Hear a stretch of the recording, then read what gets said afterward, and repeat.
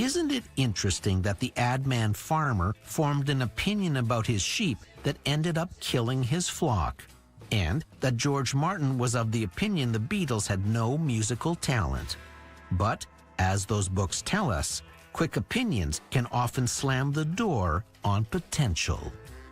And when Nell Scovell says don't follow your dreams, follow your talent, that's the kind of insight that can change the course of a life.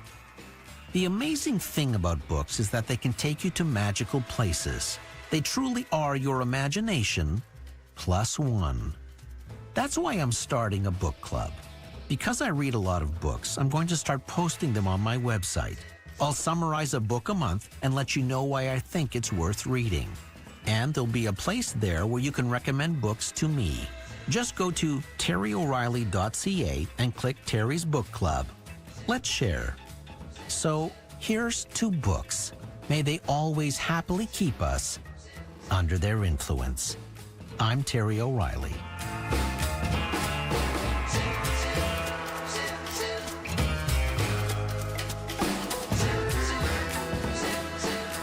This episode was recorded in the Terrestream Mobile Recording Studio. Producer Debbie O'Reilly. Sound engineer Keith Oman. Theme music by Ari Posner and Ian Lefevre. Digital content producer Sydney O'Reilly. If you like this episode, you might also enjoy Bookmarks episodes from past seasons. You'll find them free in our archives wherever you download your podcasts. See you next week. Under the Influence. The crowd is just on its feet here. This is CBC Radio 1, 990 AM, 89.3 FM in Winnipeg. Female athletes have always needed grit and talent. But for decades, they've also needed a certificate. To prove that they were actually women, according to different definitions. And even now, they're still being checked and questioned. Their story is the newest podcast series from CBC and NPR's Embedded. It's called Tested. Tested, available now on CBC Listen or wherever you get your podcasts. You know the feeling of finding a really good podcast? Or the feeling of someone always being there, like your favorite radio show. Stream.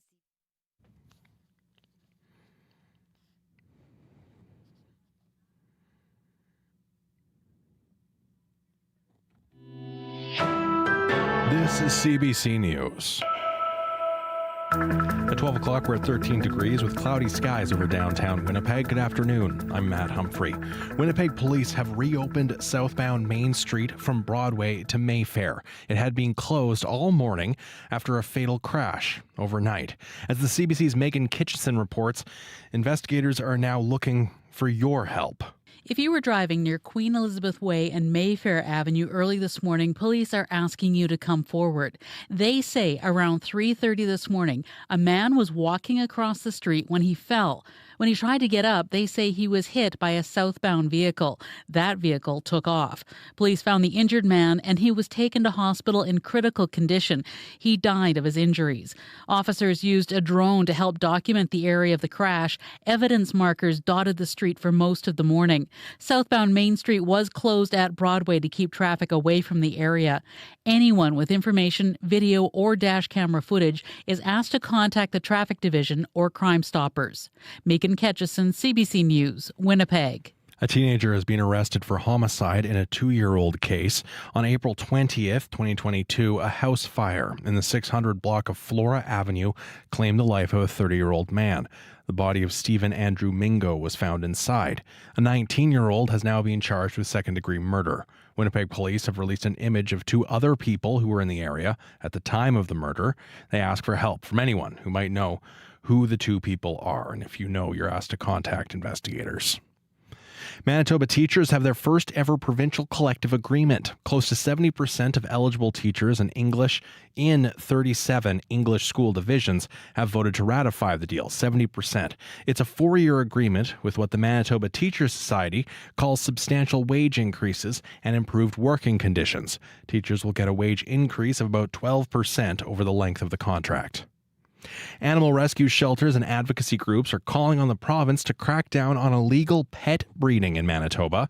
Executive Director of Animal Justice, Camille Labchuk, says on paper, Manitoba has some of the strongest legislation in the country, but it's not being implemented. Viewing freedom of information documents that we've received while researching this issue, it's really clear that the reason that this regime was never enforced is because the province wouldn't properly fund what was required for the animal welfare authorities. Labchuk says the new Manitoba government has declared its commitment to animal welfare and believes it should fully implement the legislation. Earlier this week, 137 dogs were seized from a home north of Winnipeg. Animal welfare workers are now caring for the rescued dogs. Gazan officials say Israeli airstrikes on 2 schools sheltering displaced Palestinians have killed at least 15 people and another 30 were wounded. The Israeli Defense Force says the school was being used by Hamas as a command center. Gaza health officials say the number of people killed in Hamas in the war so far is nearing 40,000 in Palestine, in the Israel-Hamas war in Palestine. 40,000. The Canadian government is preparing for a worst-case scenario, meanwhile, in the Middle East. It's pulling the diplomats' children and their guardians out of Israel, part of a broader contingency plan in case the war escalates. Janice McGregor has more from Ottawa. The official statement we got from Global Affairs Canada last evening said this temporary relocation of dependent children with their legal guardians from Tel Aviv to a safe third country in the region was due to the increased risk of escalated conflict. There was no indication of a particular threat that was triggering this, but this week has been full of diplomatic efforts to keep rising tensions under control. For example, on Tuesday, Prime Minister Justin Trudeau spoke to Jordan's King Abdullah about their deep concern over the risk of expanded conflict between Israel and Iran. The entire region remains on edge. And over the weekend, flight trackers show that the head of Pakistan's or Bangladesh's interim government, the Nobel laureate, returned to Bangladesh after a popular uprising forced former Prime Minister Sheikh Hasina to step down and flee to India. Hundreds of people were killed during the weeks of violent protests against Hasina's rule. We just saw that. The key tasks for UNIS now are restoring peace and preparing for new Bangladeshi elections. The province of Manitoba will begin spraying for adult mosquitoes in a number of regions after more mosquitoes were found infected with West Nile virus. The orders cover the town of Altona, parts of the RM of Rhineland, and parts of Winnipeg. The areas in South Winnipeg include Brightwater Lake, Tuxedo Industrial, Wilkes South, Linden Ridge, Linden Woods, White Ridge, and West Fort Garry Industrial. North of the city includes West St. Paul, Riverbend, and Rosser, Old Kildonan. Crews will be spraying Delta Guard, and spraying is expected to begin Friday evening with the weather permitting. In Winnipeg, a mix of sun and cloud today and windy with a high of 18 degrees. You're listening to CBC Radio 1.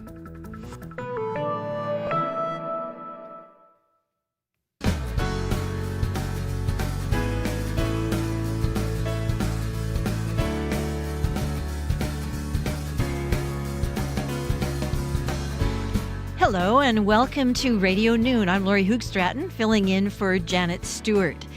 Coming up on the show today, first I want to talk about our call-in after the 12:30 news, because a neighbor may become the next vice president of the United States. Minnesota Governor Tim Walz is presumptive Democratic nominee Kamala Harris's running mate.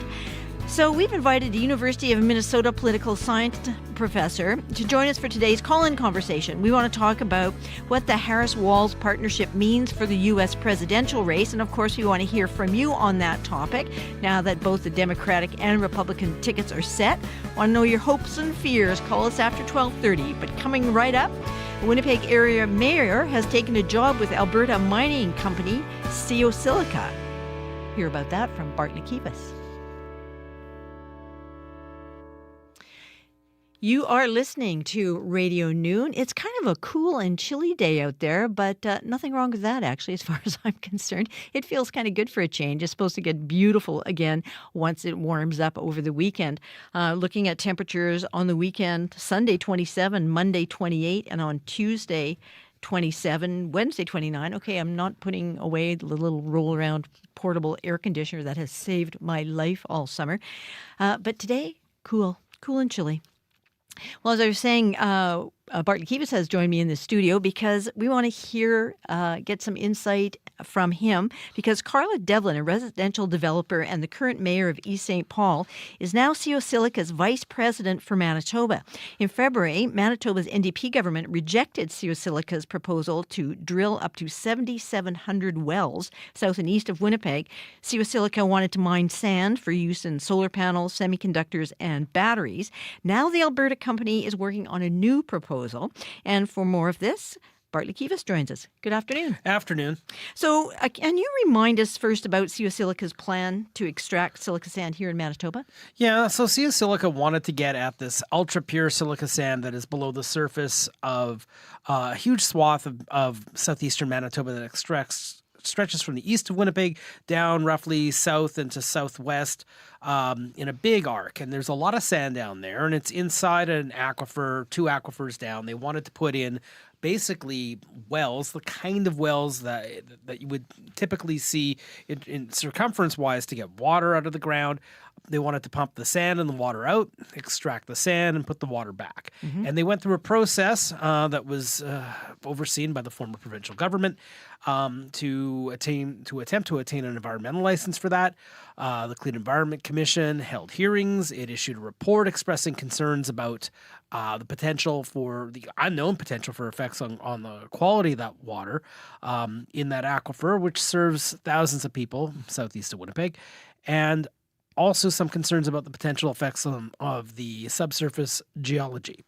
The integrity of the geology, the fears about essentially, and I'm simplifying here, sinkholes. Right. So in February, the province said, no, we're not going to approve this process. And this was after a period where Premier Wab Kinew and other members of the NDP government had accused the former government during the caretaker period of trying to ram through the proposal. Oh. Glad we got that update, because there's a lot going on there. But can you tell me what it is about Manitoba's geology that makes it so appealing to Silica? It's the quality of the sand. So everybody talks, or you may hear a lot about critical minerals. They can be a lot of different things used for the green economy. And essentially this pure, ultra-pure grade of silica sand is highly desirable for use in particular solar panels, especially when you don't have to ship it very far. There has been extraction of silica from beaches in places around the world that leave scars. The claim here by the Alberta mining company Silica is that they could extract this in an ethical way without using labor in a manner that you would see in somewhere far outside of Canada that might be less kind, and without deleterious environmental effects. That was their claim. Okay. So what do we know about Carla Devlin? Now, she's the current mayor of East St. Paul. She's a developer, and she's now Silica's vice president for Manitoba. Why did she decide to work with Silica, do you think? I spoke to both Carla Devlin and Faisal Samji, who's the CEO of Silica, yesterday, and Devlin's going to be working with the company to help to work with First Nations, work with communities, and try to help them with a new application which is forthcoming. Now, there is no application that will be coming immediately. Here's what CEO Faisal Samji had to say about Devlin's new role. I think we truly believe in our extraction process. We don't believe it's harmful. I just don't think we explained it well. And so, there's been, Carla and I have talked about what she wants for Manitoba, and her real wishes are for the economic future for Manitoba. And so once she learned about what we are doing and what we hope to be doing, she felt that she could really help Manitoba with trying to get us up and running. And so she's our person in Manitoba now. She's helping us with all aspects and all fronts of communication and planning, and hopefully in the future into operations. So Devlin is the mayor of East St. Paul. It's not like being the mayor of Winnipeg, which is a full-time job. There are obviously demands for that community. She says she also has other work. She says that Silica owns no land in East St. Paul, has no business operations in East St. Paul, and even if it did, she says she would recuse herself from any decisions made by the municipal council that might relate to them. Okay. But do you know any of the details of this new proposal that Silica is working on? So, no. And Somji was clear to say that they have a lot of work to do before they submit a revised application. But here's where the squishy area gets. So there are a lot of people who are opposed to this who were residents in that area and other people who were opposed to this. The concerns raised by the Clean Environment Commission was just a lack of information. What the province could have done but did not do was allow some form of graduated license where Silica could have put in 1, 2, 5, a small number of wells, done some testing on subsurface geology and groundwater, and then continued. That wasn't done. It was rejected outright. There was a news conference in February where the Premier and the Environment Minister, Tracy Schmidt, announced they were rejecting the application. I had asked about, okay, why not a graduated? If you're concerned about the effects, why not a graduated license? They didn't outright reject the idea of some future application to get at this sand. So it is possible that a renewed application could succeed, but there certainly will be a tremendous amount of opposition to it based on what we've already seen so far over the last couple of years. Well, thanks very much for clarifying this. It's interesting as things move along. If they move along. Just want to be very clear, there is no new application. There might be some people in Springfield and other municipalities thinking, okay, we fought against this and it's not happening. And wait, why is this back? Well, at some point, the desirability of that mineral and that the presence of this resource means that we will likely be having conversations about somebody, either this company or another one who might purchase their mineral rights at some point in the future. The desirability of this resource is not going to go away. No. And as you say, there might be new information coming forward in terms of the science of it. They might go the graduated route. We just don't know. I think they really wanted to go all out, and certainly no, I won't speculate. There could be anything. So okay. Well, thanks very much for being with us on Radio Noon. You're more than welcome. Bye-bye. That's Bartley Kivas. He is a reporter here at CBC Radio. Whether it's breaking news from around the world, across the country, or in your own hometown, it's all at your fingertips on the CBC News app. Get the top stories from where you live under the local tab, or watch video clips, live events, and the national on your smartphone or tablet. Get all the news you want, when you want it, where you want it, with the CBC News app. Download the app for free today. You're listening to Radio Noon. It's just coming up to 16 minutes after 12 o'clock. And coming up on the show in just a few minutes, personal finance columnist Rubina Ahmed-Haq has more on the financially savvy ways to downsize. That's going to be interesting information. And here's some more. Riley's forecast. Today we're looking at a mainly cloudy day, sunny with a few breaks this afternoon and a few scattered showers in the Winnipeg area. Highs of 21, down to 10 degrees tonight. On Friday, mix of sun and clouds and highs of 21, 11 on Friday night. The weekend temperatures are starting to pick up again. Saturday, 24, risk of a thunderstorm. Sunny on Sunday and Monday, highs of 27 and 28. And looking ahead, Tuesday, Wednesday, Thursday, still warm again. 27 on Tuesday, 29 on Wednesday, Thursday, 27 degrees. And some temperatures for you around the province. In Brandon right now, it's 16. In Churchill, 14 degrees. Dauphin is reporting 16. In Gimli, 13. In the Paw, it's 17 degrees. Thompson is 15. In Winnipeg, it's 13. And it is a windy day out there. And actually, Winnipeg looks like the windiest spot. Winds out of the north, 41, gusting to 53. There you have it. Kind of a cool day for Thursday.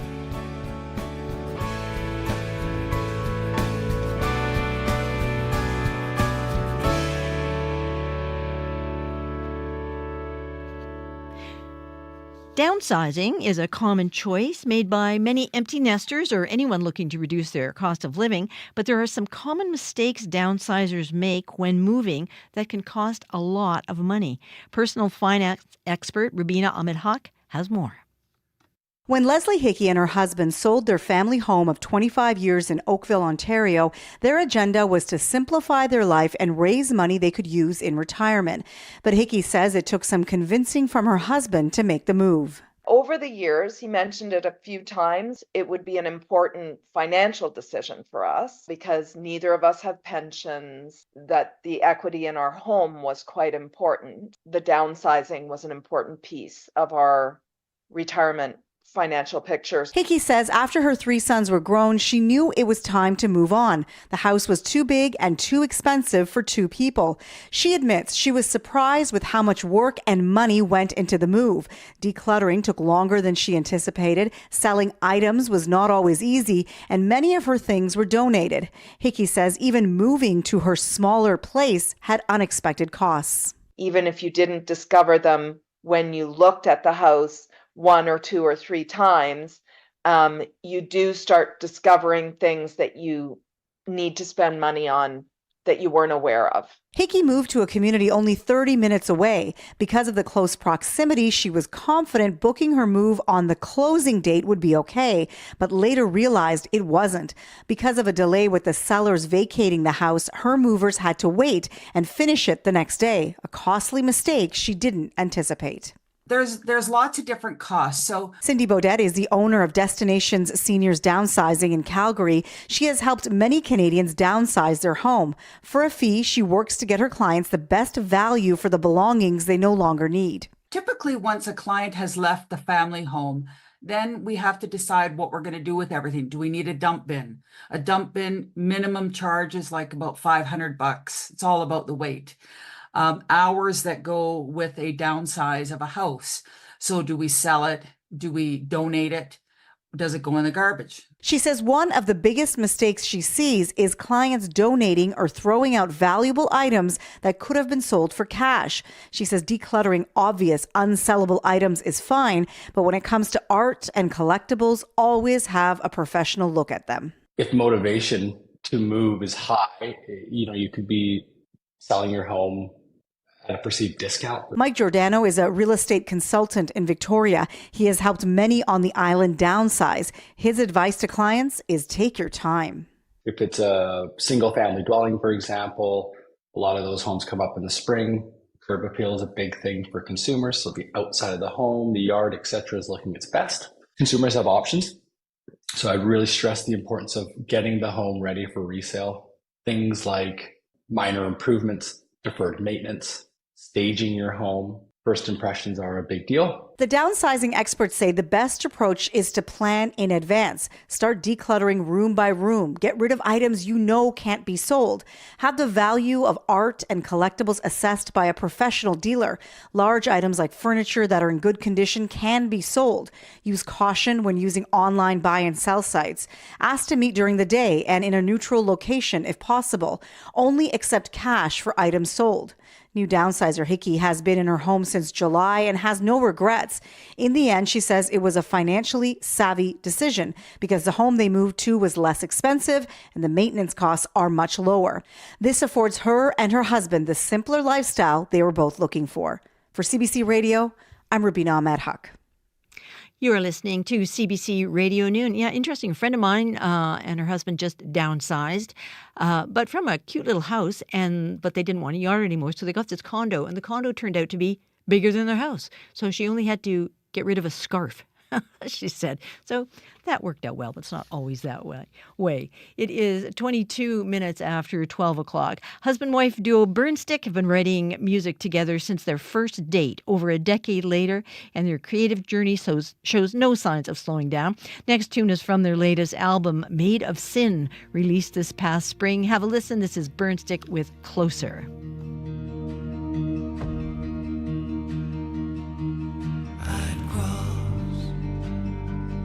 Any river that could break me,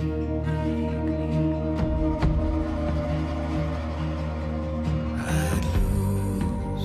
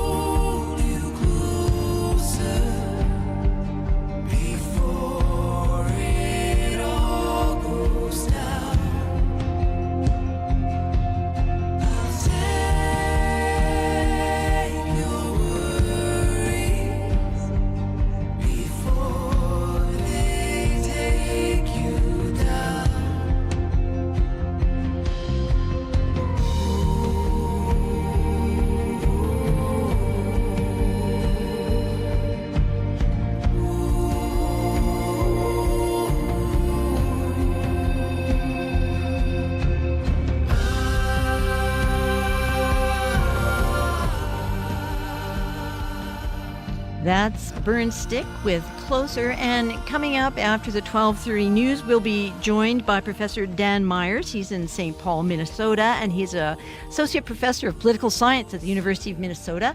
And we're going to ask him, he's a specialist in voter behavior, we're going to ask him about the Harris-Walz combo and what effect that might have on voters and their points of view. And of course, we want to hear from you too about what you think about that. Give us a call, 780-0893. Your Olympic report is coming up in just a few seconds.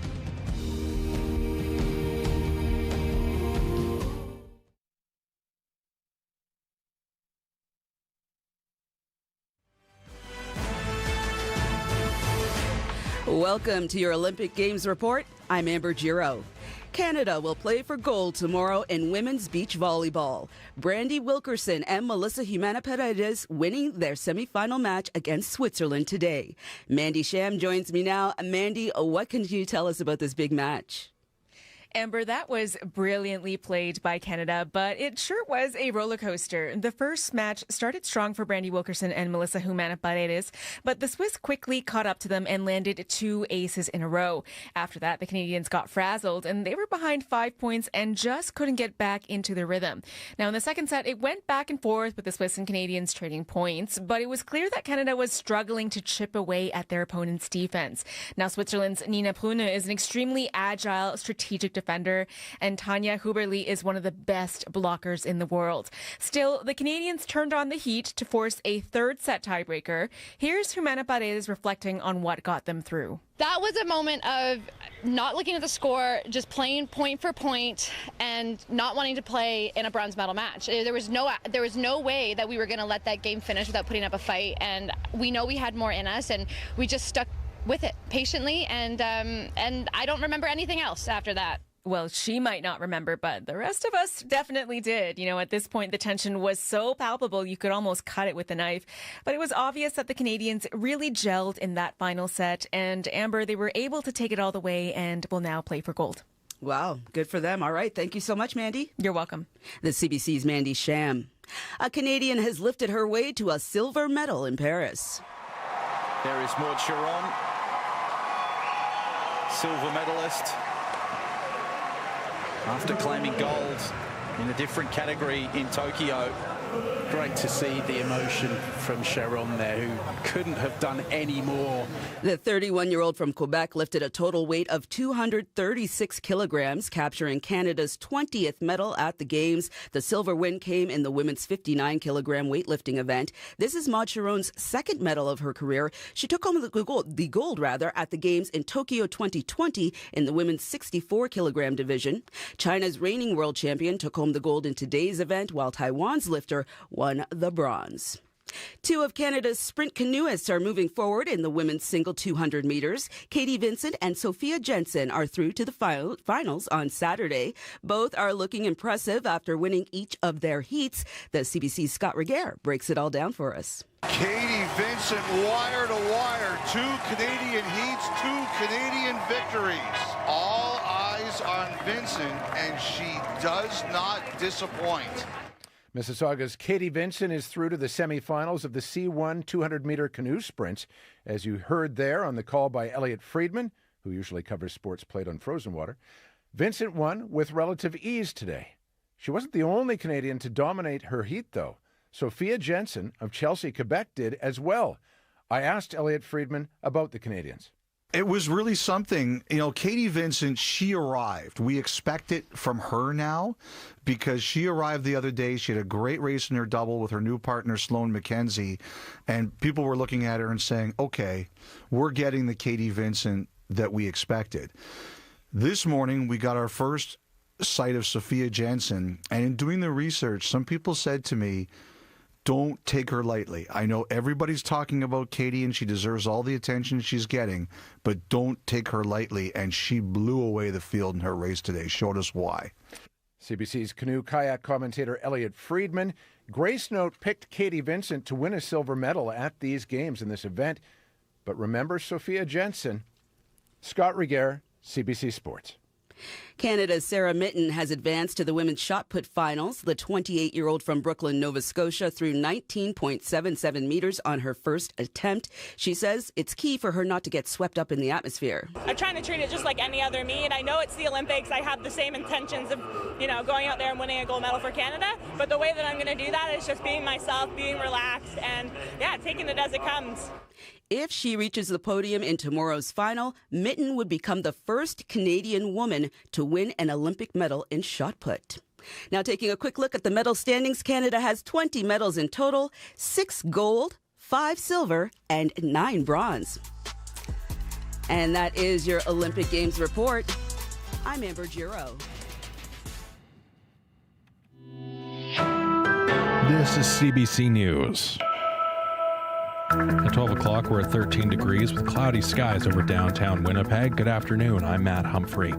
If you were driving near Queen Elizabeth Way and Mayfair Avenue in Winnipeg early this morning, police are asking you come forward with information. They say around 3:30 this morning, a man was walking across the street when he fell. When he tried to get up, they say he was hit by a vehicle heading south, and then that vehicle took off. Police found the injured man. He was taken to hospital in critical condition, and he died.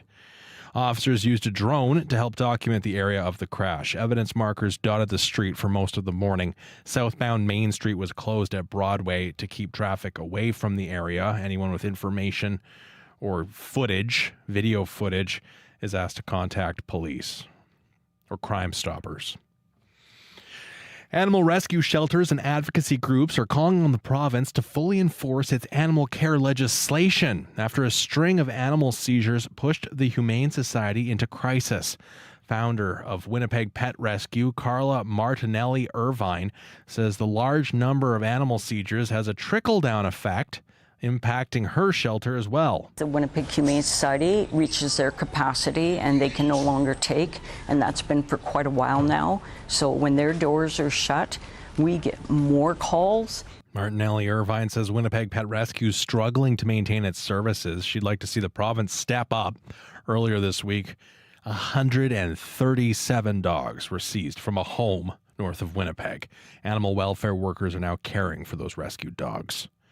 And the Supreme Court of Canada has refused to hear an appeal from controversial psychologist Jordan Peterson.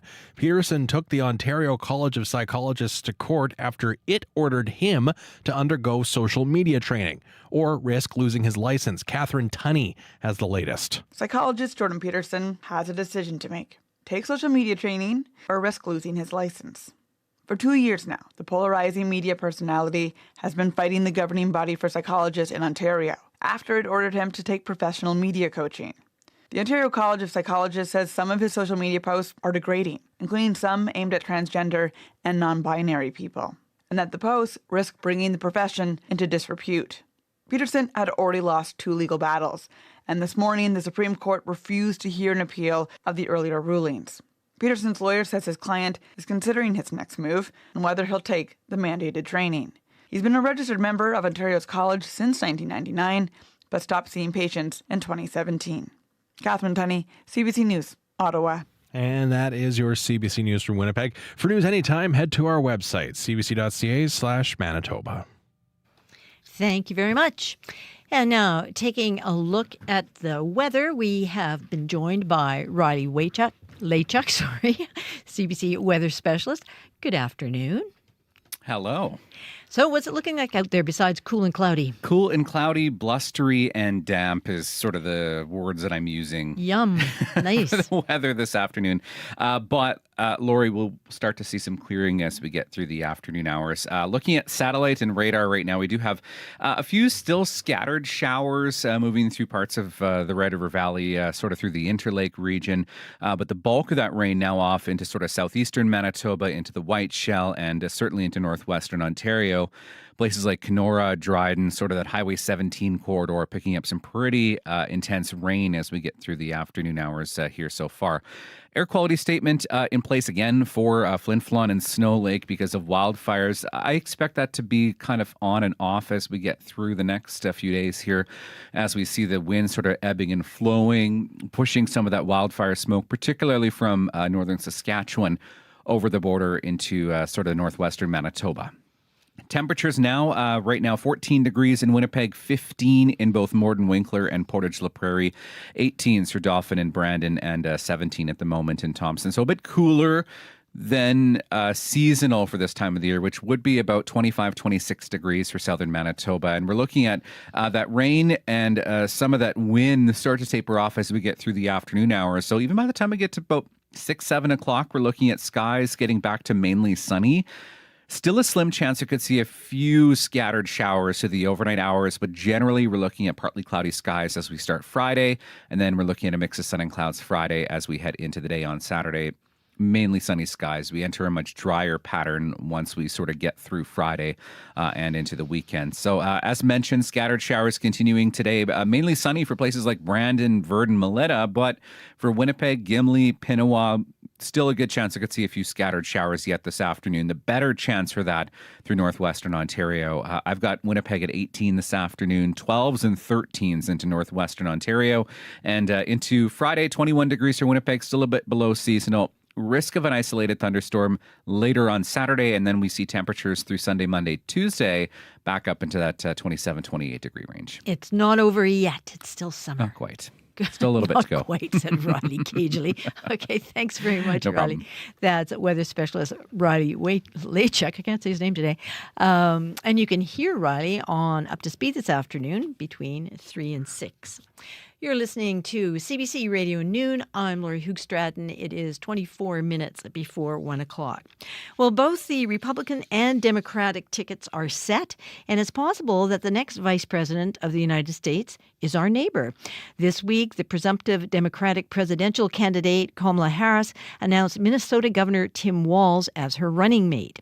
Well, we've got Dan Myers with us. He's in St. Paul, Minnesota, and he is Associate Professor of Political Science at the University of Minnesota, specializing in voter behavior. And we're going to ask Dan Myers about the Harris-Walz duo and how that might change the minds of voters or not. And we want to hear from you on this as well. 204-780-0893. Want to hear from you and, of course, from Dan about what you think of the Democrat Harris-Walz ticket and how does it stack up against the Republicans Trump and J.D. Vance? And does it change how you feel about the U.S. election? And what are your hopes and fears as November draws closer? Good afternoon, Dan. Hi, thanks for having me on. Oh, it's a pleasure. Thanks for joining us. So what did you think when Kamala Harris named Tim Walz as her running mate? Well, first of all, as a Minnesotan, we've got a lot of state pride, so I was excited by that. On a political level, I think Walz sort of stood out as the safe pick, if that makes sense, for a couple of reasons. The big one, I think, is that he has a much longer electoral track record than a lot of the other contenders for vice president. So he's been elected twice governor here in Minnesota, facing challenges from both the left and the right in those elections. Before that, 12 years as a member of Congress representing a rural district in Minnesota. And all of that sort of electoral seasoning means he's got a lot more experience just doing politics, but also that he's been under media scrutiny for a long time, and there's much less likely to be sort of a surprise or a sort of skeleton in his closet that hasn't appeared before. So I think especially with the short vetting period, the fact that she had weeks instead of months to make this decision, I think that was probably very attractive. Yeah. You're mentioning the pride of Minnesotans. What are you hearing? Do you think everybody thought he was a shoo-in, or was there a bit of trepidation that might go with someone else? Minnesotans, as sports fans, have enough experience losing at the last minute, so I don't think anyone had particular expectations that it would actually happen. I think the reaction here was mostly positive. Walz certainly has his detractors here in the state. He, in particular, in the last legislative session, he leveraged a very slim legislative majority to pass a lot of things that the progressives, that folks on the left here in the U.S. had been trying to achieve in Minnesota for a long time.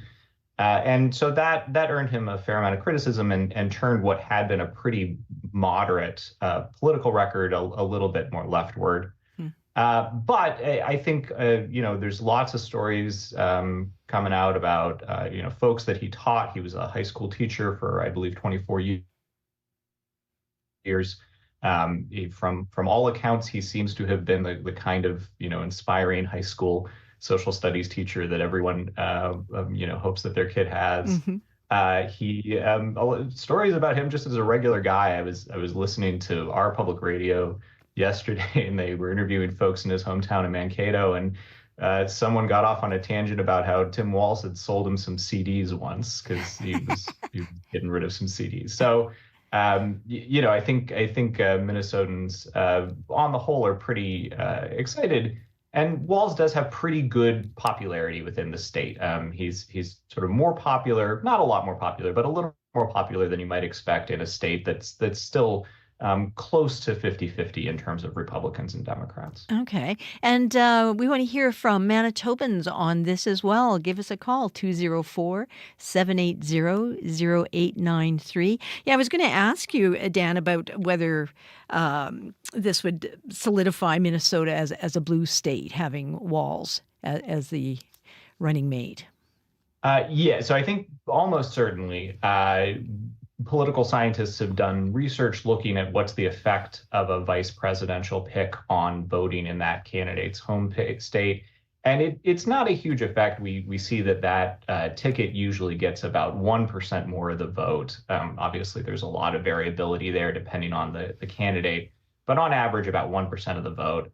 But Minnesota's already leaning pretty blue, and so that extra 1% probably puts it safely in the Democratic column.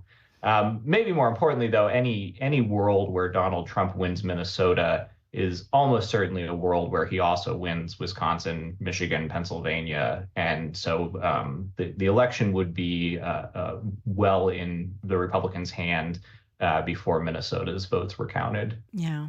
Well, you were mentioning that he had a pretty long track record in electoral politics and so on. But otherwise, at least a lot of Canadians, and I would say probably a lot of Americans, don't know that much about him.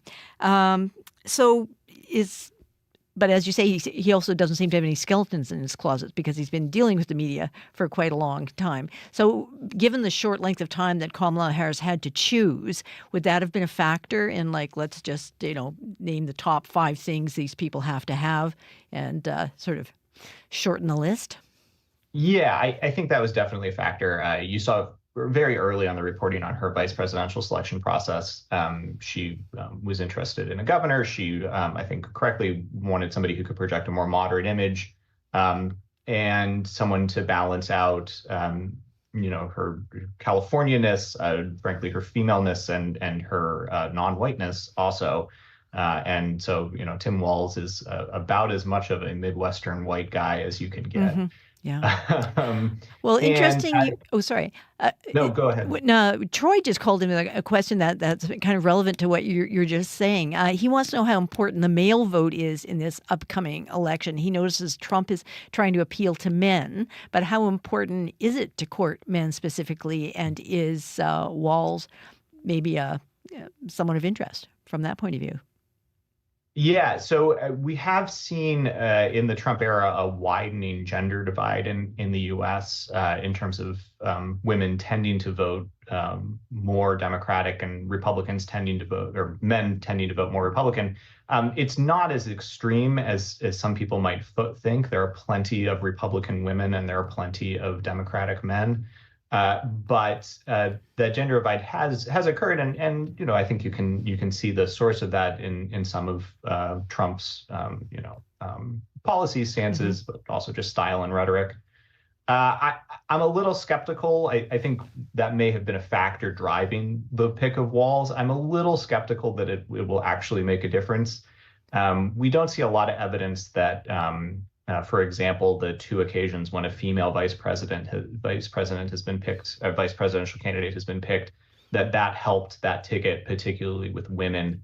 So I'm a little skeptical that actually has much of an influence on the vote of men as men. But that gender divide is a real factor in American politics and something that I think is top of mind for a lot of political strategists. And what about, I heard the phrase or read the phrase generational chemistry being a factor with Kamala Harris choosing Tim Walz, that there was some sort of chemistry between them. Is that important with your running mate? That's interesting. I hadn't heard it referred to in that way, but the chemistry is very important. I think one thing that it's very easy to overlook in the midst of an election is probably the most important part of picking a vice president is that you're picking your potential the vice president if you win, and so you're picking someone who you'll be working with for 4 or possibly 8 years should you win the election. Someone who you have to count on to, help advance your agenda, someone who you trust to bring things to the table, and also, quite frankly, someone who you trust to be president if something should happen to you. And unfortunately, we've seen very recently, political violence in the U.S. that almost took out a presidential candidate. So. That's all, I think, much more important than people give it credit for. I think people tend to focus on the kind of narrow electoral considerations for this election. But chemistry in general between the running mates is really important because they're going to be coworkers for 4 years. Yeah. Give us a call with your thoughts, 204-780-0893. And Dan, I also wanted to ask you, how stark is the contrast with the Republican pairing of Donald Trump and J.D. Vance versus what they tend to represent versus Harris and Walz? Yeah, so the pick of J.D. Vance by Trump was very much reinforcing things about Trump. He picked somebody, and this maybe gets to the previous point. He picked someone who is clearly going to carry on the Trumpian legacy in the Republican Party. So I think that does set up a very strong contrast with the Democratic ticket. Walz perhaps is a bit more of a moderate than Harris in terms of policy views, and perhaps does something to sort of bring a more moderate tinge to the Democratic ticket than as opposed to reinforcing Harris's reputation, at least as being rather liberal. But I think that really does set up a sharp contrast on a lot of important issues, taxes, healthcare, whether the Affordable Care Act here, which expanded almost universal healthcare in the U.S., will continue to be the law, policy on immigration, all of these things. You have really sharp contrast between the two candidates. Or the two tickets, and also on a level of just sort of vision. If you listen to J.D. Vance's speeches or Trump's speeches, it paints a pretty dark picture of where America is right now. Harris and Walz are painting a much more optimistic picture of America and its prospects. And so those are, voters will have to think about which of those they find more appealing as visions for the country. Only in America, but in a good way, is what they're saying, I guess. We have Brenda on the line. Brenda, what's your question? I actually didn't have a question. Oh, your comment. Your comment would be good. Yeah, I like the Harris-Walz combination. I think that the optimism and, as they put it, joy that they're selling is a sure win thing. I think that the United States and a lot of people across the world have had just about enough of the negativity and have been. I don't know. I kind of felt like the day after Harris got the nomination, there was a big sigh that went up across the country and the world of relief, just kind of like the sigh of relief that happened when Trudeau took over from Harper in Canada. Everybody went, "Phew, we're glad that's over." And I think that if she wins and she manages to navigate in the minefield of possible nefarious attempts to steal the election back. That is going to mean a positive decade coming for the world and for and for the United States. I only want to see the same thing happen in Canada. I'd like to see the populists in Canada come up against a wall of optimism, and people realize that they're being sold lies and they're being told that Canada is broken, just like Trump is telling the United States how messed up they are. I don't believe that. I believe Canada is one of the most wonderful countries in the world, and we need to develop some resistance to that kind of propaganda that we're subjected to as well. Well, thanks very much, Brenda. You have hope. That's good. I think we all should have hope right now. We got to ride that wave. Right. Okay. Well, thank you very much for being with us on Radio Noon. And now we're going to go to Wayne Anderson. He is the Reeve of the RM of Piney, which is very close to the U.S. border, and Minnesota has a special relationship there. Hi, Wayne. Hello. So what's your community's connection to the U.S.? I hinted at it a bit there. Well, our RM of Piney is rural municipality of Piney is right along the border, and it's quite east. It's like on the east edge of Manitoba, and so our closest neighbors, of course, is northern Minnesotans, right? And a lot of our residents are dual citizens, and people in Minnesota or in RM of Piney have friends and family on both sides of the border, so we travel back and forth a lot there. Very close neighbors. So what do you think of Tim Walz being chosen as Harris's running mate? Well, I've been Reeve here for 10 years, and we've had both Democrat and Republican, and so we're nonpartisan, and we kind of get along with everybody. We are friends in the U.S. We don't talk about it much. Is that right? And just everyday living, yeah. Everybody just kind of keeps it on the down low. Since you're going back and forth across the border all the time, you want to stay friends with everybody? Correct, yeah. The only trouble is we have with the various governments, like the federal and the U.S. government, is border regulations. So that's about the only way it is. Right. So a lot of people from the RM of Piney work at the Polaris plant in Russo. Do you think they would have some opinions? What are you hearing? Well, of course, everybody has their political opinions. Watching American politics is very interesting for a lot of us. And, were you surprised when Walz was chosen? Yes, we were quite surprised, and we're happy for Minnesota. Yeah. Well, thanks very much for being with us, Wayne. Good to talk to you. No problem. Thank you. That's from the RM of Piney. We were speaking with the Reeve there. Dan, I've got tons of questions for you. I find this absolutely fascinating. So just before, I think we've got a couple minutes left here. So Josh Shapiro, governor of Pennsylvania, he was mentioned a lot early on. And what would he have brought to the ticket, and why was he ultimately passed over? Mm-hmm. Yeah, so Shapiro, again, if you're thinking about sort of the very obvious electoral implications, Pennsylvania is very likely to be the state that decides the presidential election. And again, we see that vice presidential candidates have a small positive impact on that their parties share the vote in their home state.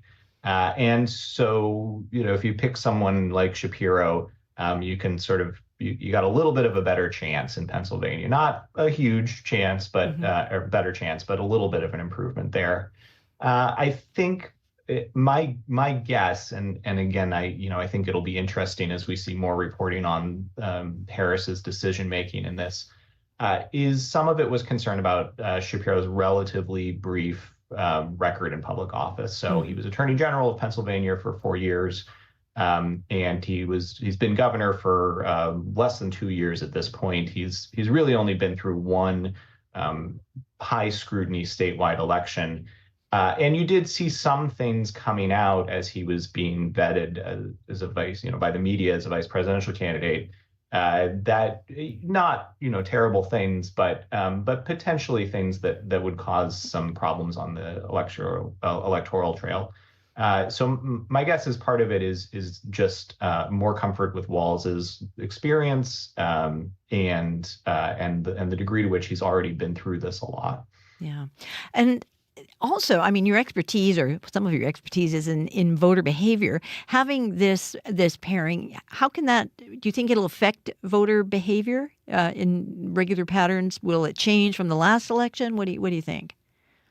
Well, the primary thing about American politics and American voter behavior these days is that we're a very polarized country, and so nothing changes anything very much.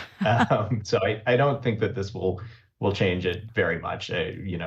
This is a safe pick. I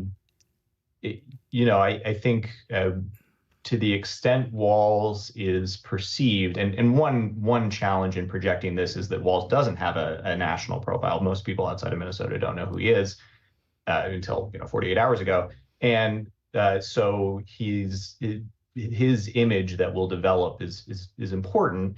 If he's seen favorably and if he's seen as someone who's competent, then that reflects well on Harris.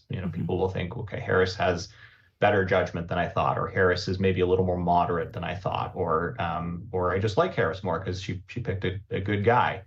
And so around the margins, that might have some impact on voters who are less engaged, are more likely to stay home, or less ideological, and so they're divided between the tickets, or who maybe were considering casting a protest vote for Kennedy or someone like that. But again, we're talking at the margins here, but it's going to be a very close election, so those margins are important. And then how important is it to physically get voters out, and which party is better at doing that? Oh, well, that is a long-standing question and a difficult answer. I think it is important. Presidential elections in the U.S. have seen a big uptick in turnout over the last 20 years. And I think a lot of that is that both parties have gotten a lot better at voter mobilization, at getting their voters out. And that's I think mostly a positive change that they're focused on that. I do think sometimes folks contrast the persuasion versus mobilization of voters. And the thing to recognize about people who are on the edge of maybe voting or maybe staying home is that, especially in a presidential election where almost 2/3 of people are going to vote, those people are not very engaged in politics. To the extent that they have any real political views, they tend to be more moderate. And so to some degree, persuading swing voters and persuading these sort of less engaged voters who don't really like politics very much is actually sort of the same thing. Okay. You want to go to it with the same kinds of messages about what's important. Right. I've only got a couple seconds left, but we wanted to ask you, how much do people in Minnesota think about Canadian politics? If at all. It's a good question. I will admit I was quickly Googling Reeve while you were talking to the last Reeve caller. Eagle, okay. Oh, and he's only a few miles away. Yeah. I think it depends a lot on what's going on in Canadian politics. So when there was the trucker convoy, we were very aware of that. Sure. And ties to Canada. So maybe a little less so in the Twin Cities, but definitely in the northern part of Minnesota. There's all those ties to Canada. And so I think that those people pay a lot of attention to Canada because it affects their day-to-day lives. Beyond that, I would guess the average American pays less attention to Canadian politics than the other way around. You could be right, and I think we'll leave it there on a kindly note. But thank you so much, Dan, for being with us. A very interesting discussion. Thank you. Great. Well, thanks for having me on. Bye-bye. Dan Myers is Associate Professor of Political Science at the University of Minnesota. He specializes in voter behavior. Chloe Friesen joins me now for just a quick word about what's coming up on Up to Speed today. Hi, Chloe. Hello, Lori. So coming up on Up to Speed, we'll have on two-time Olympic gold medalist Katrina Lemaydon to talk about the upcoming Canada Games. So not the World